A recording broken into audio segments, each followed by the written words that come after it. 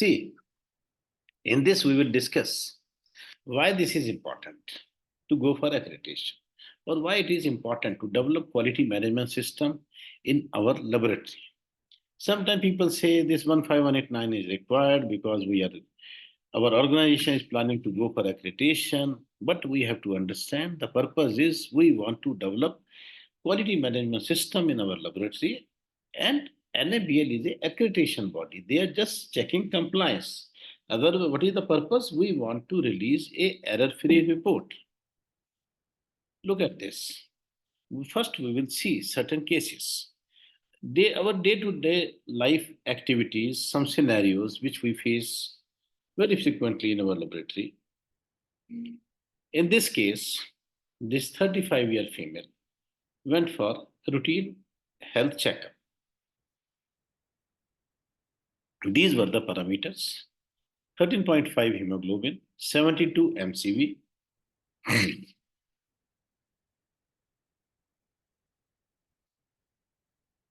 RDW normal or slightly increased. Everything was normal except this slight microcytosis. Clinician thought with normal hemoglobin there is microcytosis, normal RBC count. It may be some hemoglobinopathy trait, maybe thalassemia trait. Right? They asked for iron studies. They asked for HPLC for hemoglobinopathy. Everything was normal. And when repeat CBC was done, it was also normal. Then there was no microcytosis. What was the reason? Now look at this. Normally, the ratio between hemoglobin and hematocrit is 1:3. In this ratio is not maintained. Why hematocrit is low? Because hematocrit is a calculated parameter in your analyzers. MCV multiplied by RBC count. And what was the reason of low MCV? It was only half filled tube. 1 ml blood was collected and 2 ml EDTA tube. Because of this excess EDTA, there was shrinkage of red cells and MCV was low. When sample was collected with proper precautions, next time, everything was normal. This is which we face in our laboratory sometimes. This 40-year male for routine health checkup, hemoglobin 8.7, TLC 2800, platelet 78,000, clear picture of pancytopenia. Doctor thought probably there is some problem, bone marrow problem. This is pancytopenia, maybe aplastic anemia, maybe some occult malignancy. But the technician noted a clot in the sample. That clot was causing this pancytopenia. Before the release of result, they noted when they examined the sample again, there is a clot. So we should have a system that we are noticing all these things before performing test. This is something which we face in our laboratory. And this 44-year-old with pancreatitis, TLC was high, hemoglobin was also high. And the clinician thought probably it is some myeloproliferative disorder, which is causing increase in hemoglobin, maybe polycythemia vera, and some increase in the WBC also. But what was the reason? Sample was highly lipemic, and lipemia causes pseudoleukocytosis and pseudo increase in hemoglobin. When sample was collected again after some time, everything was normal.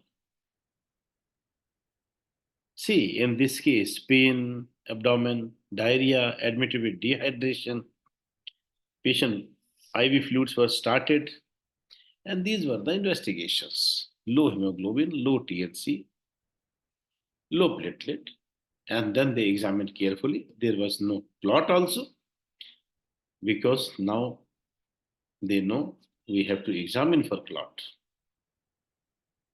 And they again thought about bone marrow examination. But when they repeated the sample, everything was normal. What happened? They collected sample from the same arm where the patient was receiving IV fluids. To all these pre-examination conditions, all this interpretation of the laboratory test is very crucial.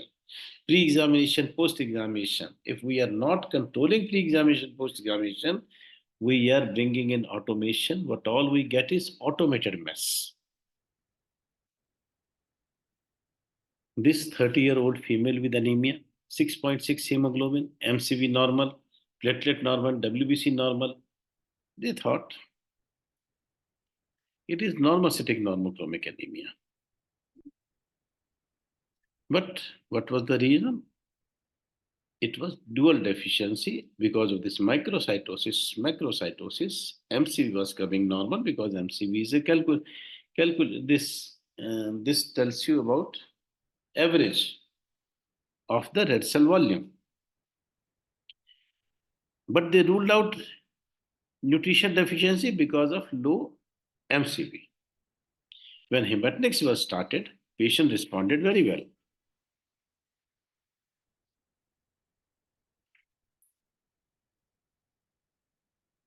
See, we have to understand one thing. 70% clinical decisions are based on our report. What these clinicians they expect error-free report, which is meaningful for them. They can make correct diagnosis, they can start correct treatment, and ultimately, as a laboratory person, we are contributing in the better patient care. For this, what they expect from us, they expect some quality assurance. We are telling them quality requirements will be fulfilled. We are assuring them about the quality. So for that, we shall have good quality control. That doesn't mean only IQC course. That means good pre-examination control, good post-examination control, as well as good control over all aspects related to examination. For that, what is required? A well-developed, well-documented quality management system in our laboratory. And how we are developing this? Based on ISO 15189, and these days we have fourth edition. So we are following ISO 15189 2022.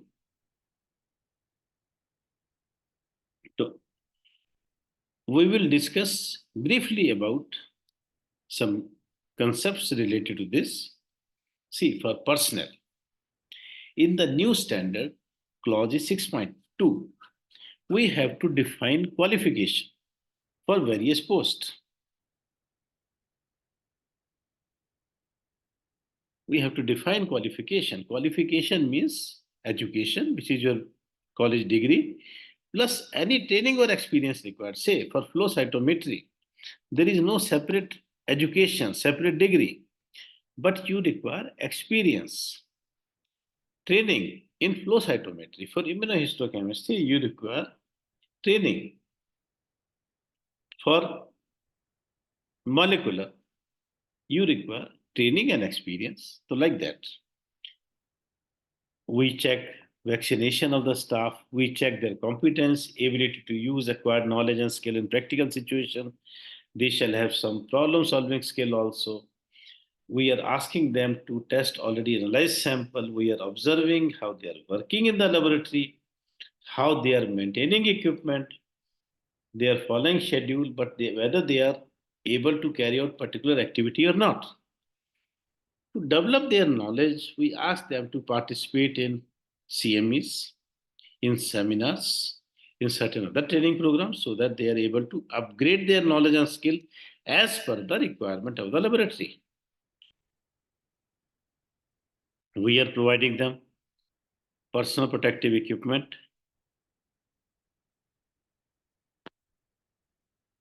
gown, gloves, mask, hood cap, face protector shield, shoe cover, See, this is the flow of activity in every laboratory, whether small laboratory, large laboratory, good laboratory, not so good laboratory. But where is the difference? A good laboratory has documented procedure at each step.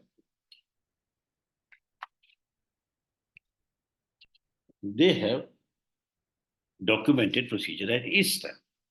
When they are following that procedure, chances of errors are reduced. For specimen also, like person, we see laboratory shall have a test request form. They are collecting samples in correct container with proper technique. Samples are labeled correctly. If some mixing is required, so there shall be mixed according to proper guidelines, not too vigorously, not too lightly. Samples are transported, keeping in mind about temperature, about time, safety of the person who is transporting, as well as integrity of the sample. So there is one standard also, ISO 20658, for this pre-examination activities. Reagents, how we are receiving, how we are storing, lot acceptance testing.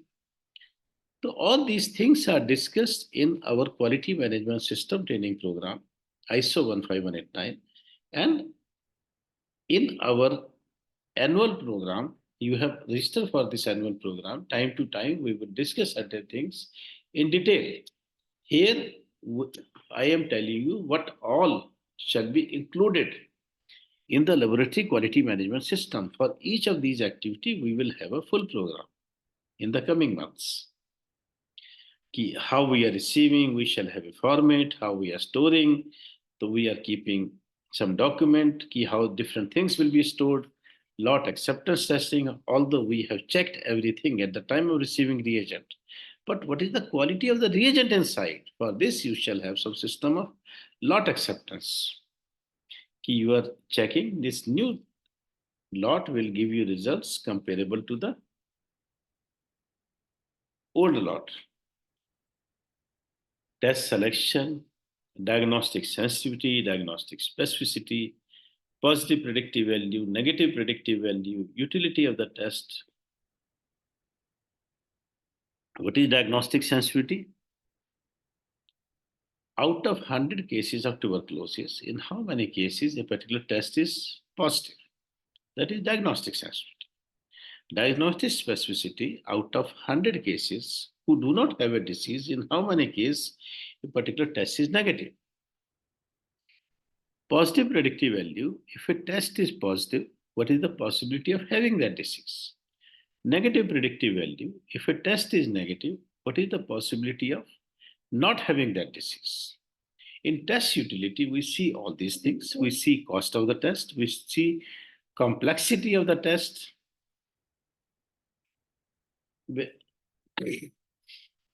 whether our people will be able to understand all those things or not.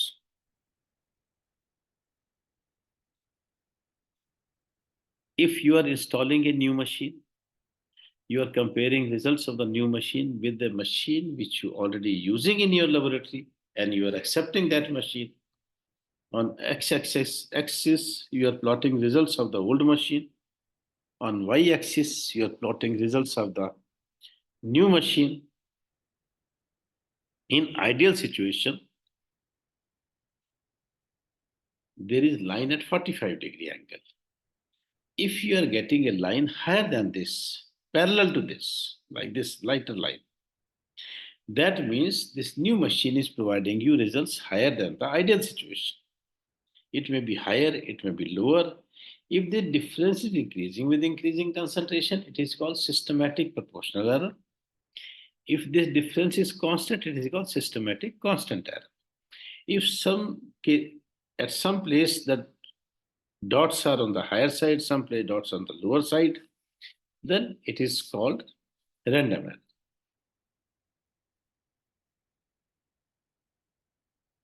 When you are buying equipment, first ask company people to approve your place where you want to keep that machine.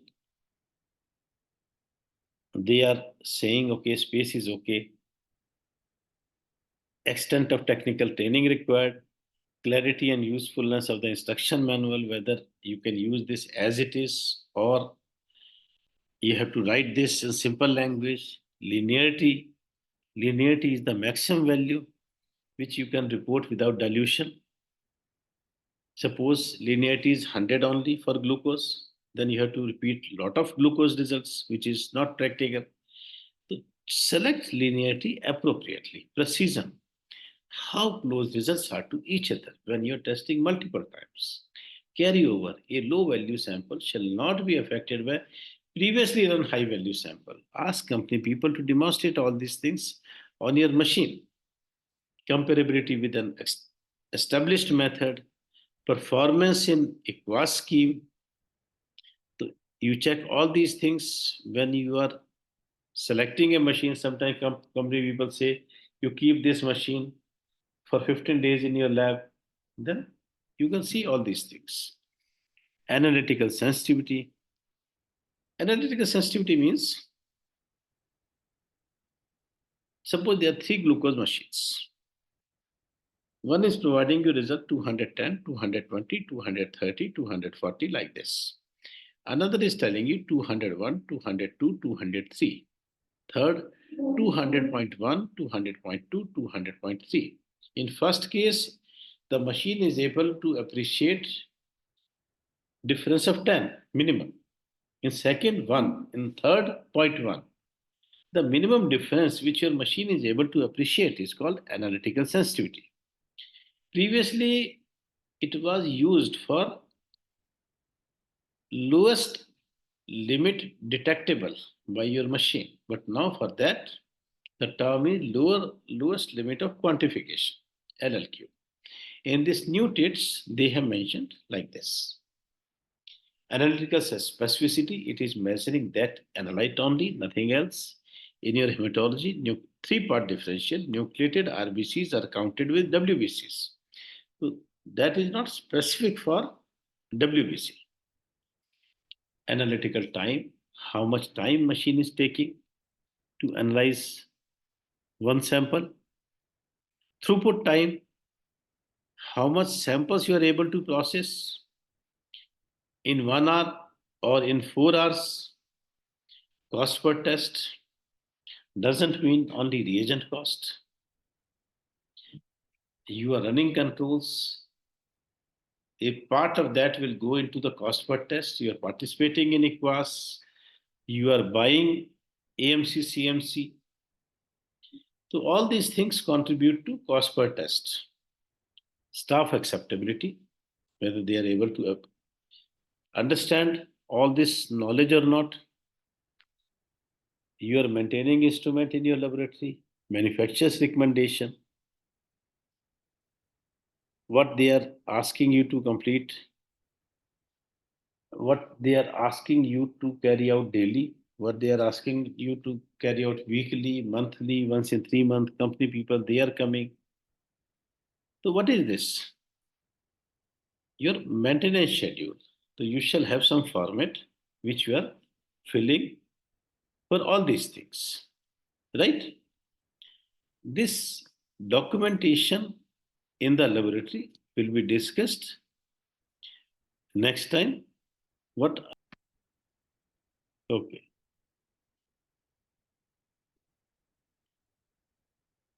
In our laboratory, all these three aspects are important: pre examination, examination, post examination.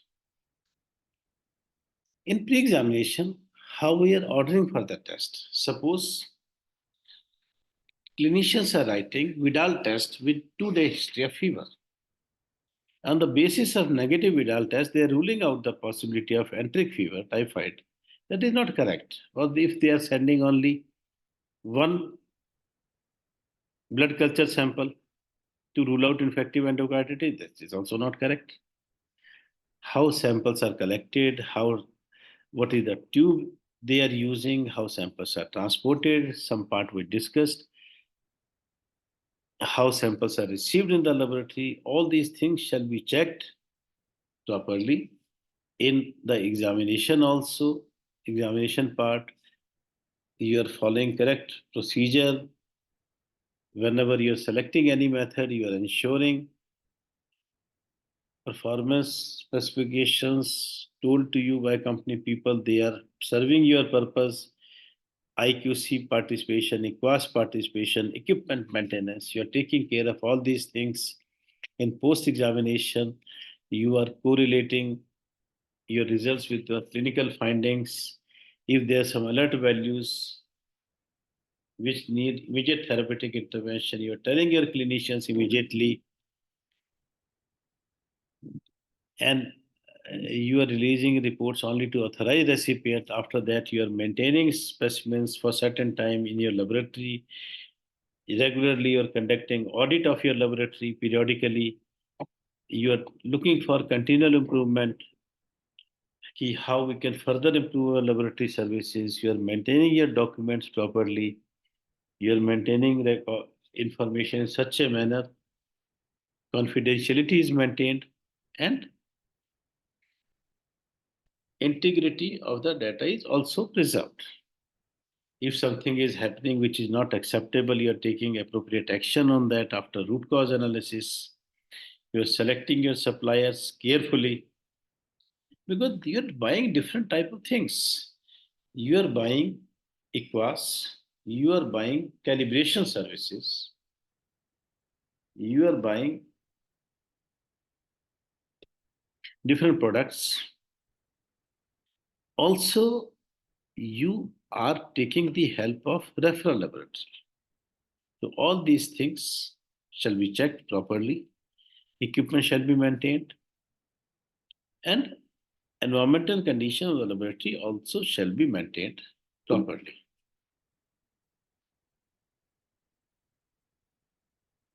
Look at this.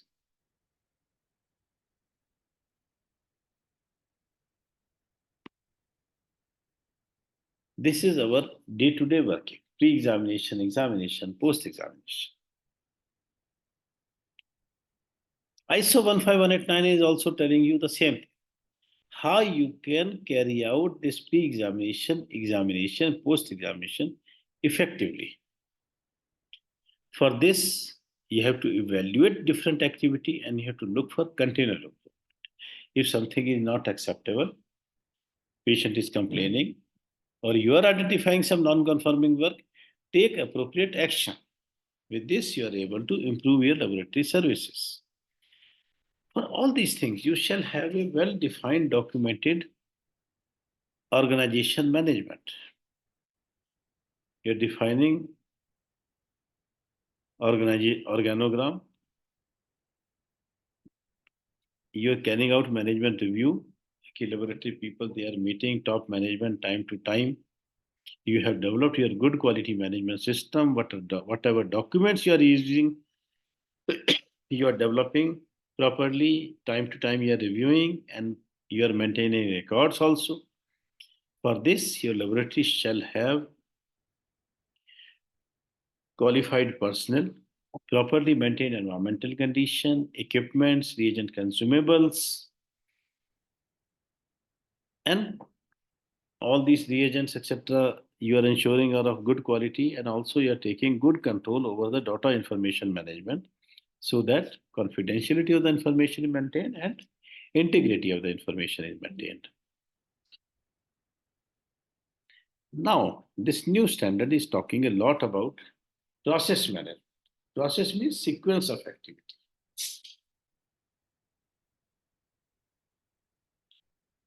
Because when you know the sequence of activity for any work, it is easy to control that. And when you carry out some brainstorming,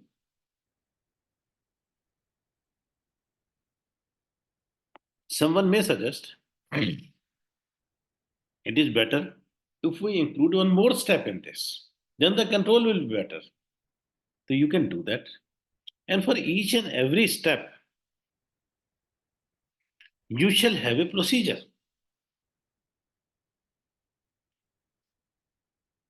How you will carry out that activity. So now for this process, what is required? You are reviewing your process periodically. Sometime you may identify that some change is required. It is not like that anybody will make the change. You are carrying out some meeting. In this, you are defining that chart. Then you are assessing whether it will help us or it will impose some other risk. If you are ruling out that possibility, then you are implementing. Yes, this document need to be drafted in a change manner.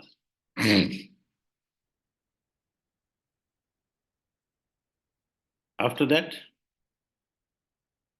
you're saying we will validate this or we will verify this, whatever is the situation. Now look at this sample collection process. Collection for each and every step, there is a procedure. Collection list or labels are generated. What all information will be incorporated on those labels. You shall have list कि these samples are required for a particular patient. Now you're saying patient will be identified. How this patient will be identified? How you will make yourself certain that this is the same patient in routine, maybe in OPD, in routine ward, or emergency. When you are collecting blood sample, maybe venipuncture, maybe capillary blood, maybe arterial blood, maybe some biopsy.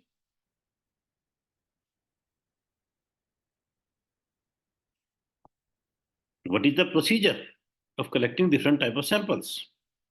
You shall have sample collection manual. When you are labeling sample, how sample will be labeled? Who will label? Transportation of sample, how this will be done? And when someone is receiving sample in the laboratory, what all will be checked at the time of receiving the sample? Now, for this, you develop a procedure. But you need detailed information. You are developing collection list or labels. Who is responsible in different areas? Maybe laboratory assistant, phlebotomist, some clerk, your technical staff.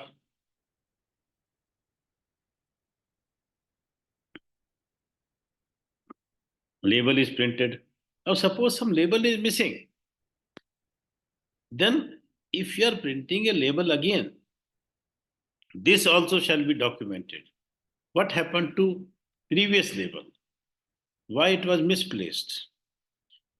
Because somebody by mistake may paste that on some other tube. So this is a serious issue if you need reprinting of the label. So that should be documented.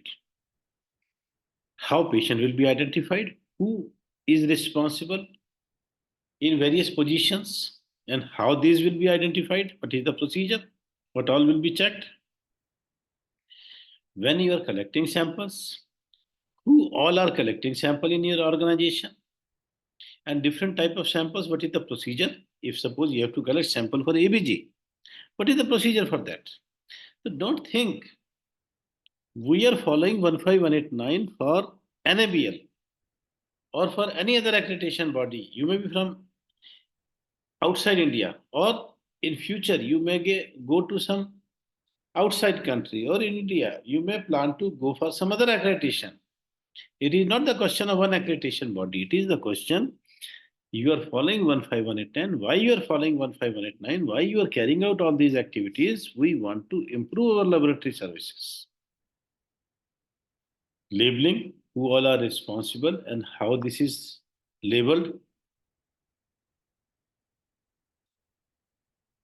Transportation, who are responsible and what all precautions will be needed. And in this new standard, it is written, this transportation system shall be periodically evaluated and keep record of that. And packaging of the sample is also very important because nowadays laboratory is opening so many collection centers.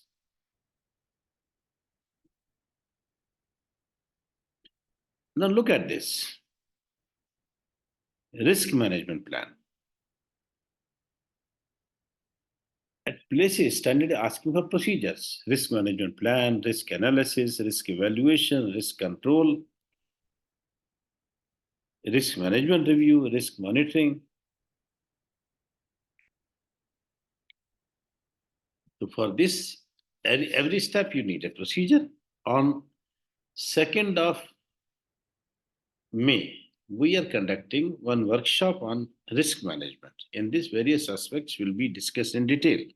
And there are some exercises also. That is a very good program based on EP18, ISO 22367, and 35001, and obviously ISO 1, it is everything is based on ISO 15189. All of you will get the information about that program. Another process. Why I am showing you so that you understand what is the meaning of the process. And if you're developing a process for any activity, if you can develop a process, that means you have clarity. And when there is a clarity, chances of errors are reduced. This is related to microbiology laboratory. For each and every activity, you can develop a process. And wherever standard is asking, developing a process is mandatory. You are creating different type of documents. For that also, you can develop a process. You are identifying, suppose you are identifying, we will develop a document for data management. So whether you already have some document which that you want to change or you want to develop a new document. So if you are revising a document, so you are proceeding accordingly. And there is no fixed system of any document. If I am showing you so these steps are essential. You can develop process according to your requirement. What I am telling you, this is the meaning of the process, sequence of activity. What is the sequence of activity? That is decided by the laboratory. See, for complaint, in 7.7 also, standard is talking about process. Now look at this sequence of activity. Receiving complaint, substantiating complaint, investigating complaint, decision action, deciding action to be taken, then you're taking action, you are monitoring your action, you are discussing in the management review. This is the process, how you will handle complaint. See, this quality is a journey without any destination. You cannot say in one lecture we can learn everything. No. When we are reading less things at a time, it is able to understand and keep in our mind. If we are reading too many things at one time, we will forget more. And never think it is burden on you.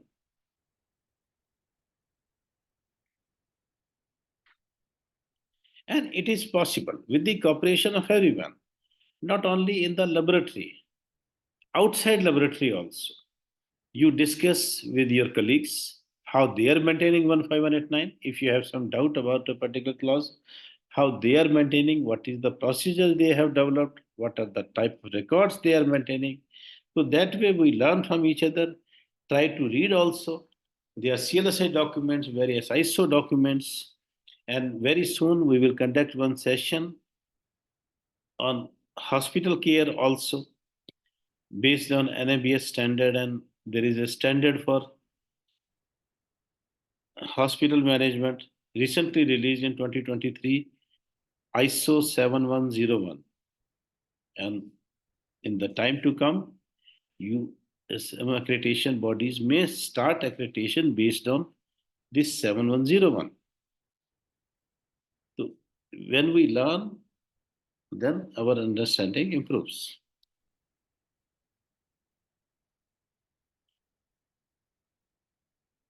This quality is a journey without any destination. So what is required? We have to walk on this journey, we have to run on this journey. That way, we improve our knowledge.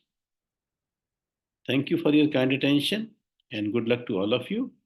We will meet again in April with the discussion on laboratory documentation as per ISO 15189 2022. Thank you very much.